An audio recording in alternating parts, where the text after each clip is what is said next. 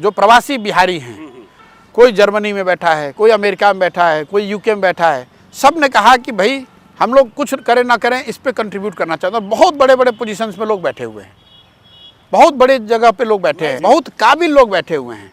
कोई प्रयास आप मुझे बताइए बिहार सरकार ने पिछले 10 साल में किया हो कि भाई उनको बुलाएं, उनसे सीखें कि भाई क्या किया जा सकता है। मुसीबत यहाँ ये है कि नीतीश जी ने अपने आप को विकास का एक गोल्ड स्टैंडर्ड मान लिया है कि जो मुझे आता है बस वही सब है, वही काफ़ी है, किसी दूसरे को कुछ नहीं आता है। ये दिक्कत है भाई। आप उनसे पूछिए कि साहब नीति आयोग में तो बिहार को नीचे बताया जा रहा है, तो नीतीश जी का जवाब पत्रकारों के साथ क्या था? भाग, उस सबको कुछ आता है।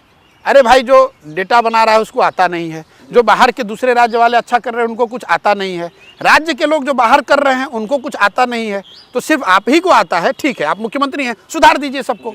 और नहीं सुधारते हैं तो हैव द ह्यूमिलिटी कि भाई हम अकेले नहीं कर पा रहे, 20 लोगों को बुलाते हैं, चर्चा करते हैं, उसका रास्ता बनाते हैं। लोकतंत्र तो ऐसे चलेगा। आप कर भी नहीं रहे हैं और दूसरे को कह रहे हैं अरे किसी को कुछ आता है। अरे आप ही अकेले इंजीनियर एक बिहार से हैं। ऐसी बात नहीं है कि नीतीश कुमार ही एकमात्र पढ़े लिखे व्यक्ति हैं, बहुत सारे लोग यहाँ इनसे बहुत ज़्यादा पढ़े लिखे और काबिल हैं, उनको आप शामिल तो कीजिए। आप शामिल ही नहीं करते हैं, किसी से सलाह नहीं कीजिएगा। मैं आपको नाम लेके 25 एग्जाम्पल दे सकता हूँ जो बहुत बड़े पोजीशन में, बहुत बड़े जानकार अपने अपने क्षेत्रों के, जिन्होंने ये कहा है साहब हम ये कर सकते हैं, इस तरीके से इसको सुधारा जा सकता है।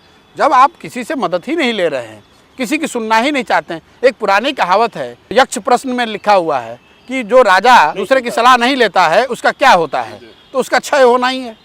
आप राजा हैं, लोकतांत्रिक तरीके से तो राजा ही हैं बिहार के। आप किसी से सलाह ले ही नहीं रहे कि भाई शिक्षा हमारी दोस्त है। आप जाके पूछिएगा तो आपको आता है, कुछ आता है, बिहार सब शिक्षा सुधार दिए, और लोग मरे जा रहे हैं नीचे।